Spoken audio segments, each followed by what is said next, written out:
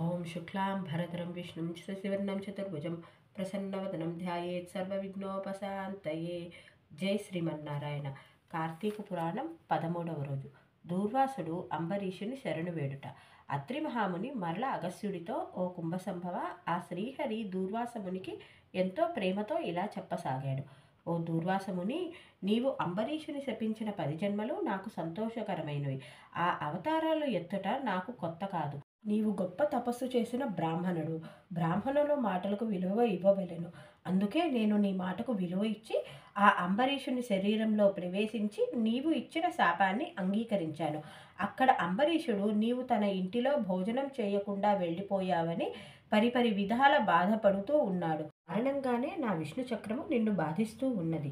కాబట్టి నీవు వెంటనే అంబరీషుడి వద్దకు వెళ్ళి శరణు కోరుకో అని చెప్పాడు. ఓ జనక మహారాజా, గొప్ప బ్రాహ్మణుడు తపస్శాలి అయిన దూర్వాసునికి ఎంతటి కష్టం వచ్చిందో చూశావు కదా. కాబట్టి ఎంతటి గొప్పవారైనా ఆచరించే కార్యాలు జాగ్రత్తగా ఆచరించాలి. విష్ణు సుదర్శన చక్ర మహిమ. అంత దూర్వాసుడు ఆ శ్రీహరి వద్ద సెలవు తీసుకొని తను వెన్నంటి తరుముతున్న విష్ణు చక్రాన్ని చూసి భయపడుతూ అంబరీషుని వద్దకు వెళ్ళి ఈ విధంగా ప్రార్థించాడు. ఓ రాజా, నా తప్పుని క్షమించు. నాపై గల ప్రేమతో ద్వాదశి పారాయణ కావించడానికి నీ ఇంట నన్ను భోజనానికి పిలిచావు. కానీ నేను అజ్ఞానంతో నీ పుణ్యఫలాన్ని నాశనం చేయడానికి పూనుకొని కోరి కష్టాలను కొని తెచ్చుకున్నాను.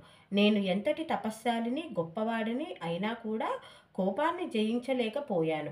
ఓ రాజా, ఏ మానవుడైతే తన కోపాన్ని జయించలేడో వాడు ఎంతటి తపోవంతుడైనా వాడి పుణ్యఫలం బూడిదలో పోసిన పన్నీరులా వ్యర్థమైపోవలసిందే. నా దుర్బుద్ధి నన్ను వెంటాడుతూ నా ప్రాణాలు తీయటానికి సిద్ధపడింది. నీ యొక్క భక్తి ముందు నా తపోశక్తి చాలక నిన్ను శరణు కోరుకుంటున్నాను. నన్ను రక్షించు అని వేడుకున్నాడు. అంత ఆ రాజు తనను శరణు కోరి వచ్చిన దూర్వాస మునిని పైకి లేపి కౌగిలించుకొని మనసులో ఆ శ్రీహరిని ప్రార్థించి దూర్వాసుని తరుముతూ వచ్చిన సుదర్శన చక్రానికి నమస్కరించి ఈ విధంగా అన్నాడు. ఓ సుదర్శనమా, నీకివే నా ప్రణామములు. ఈ దూర్వాసముని తెలిసి తెలియక చేసిన తొందరపాటు చర్యని క్షమించి తనను రక్షించు. ఒకవేళ నీ కర్తవ్యాన్ని నిర్వర్తించదలిచిన దానివే అయితే ముందు నన్ను చంపు. దూర్వాసుని వదలని పక్షంలో నీతో యుద్ధానికైనా నేను సిద్ధమే అని పలికాడు. సుదర్శన చక్రము అంబరీషునితో ఇలా పలికింది. ఓ రాజా, నాతో యుద్ధం అంటే అంత సులభం అనుకున్నావా? మహాబలశాలులైన మధుకైటబుల్ని, దేవతలు సైతం గెలువలేని ఎందరో రాక్షసుల్ని అవలీలగా నాశనం చేశాను.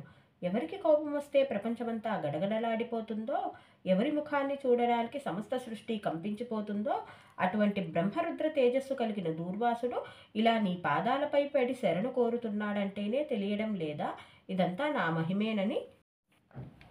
నీవు తెలివిగలవాడివే అయితే నాతో సంధి చేసుకోవాలే గాని ఇలా యుద్ధానికి దిగి నీ ప్రాణాలపైకి తెచ్చుకోకూడదు అని పలికింది.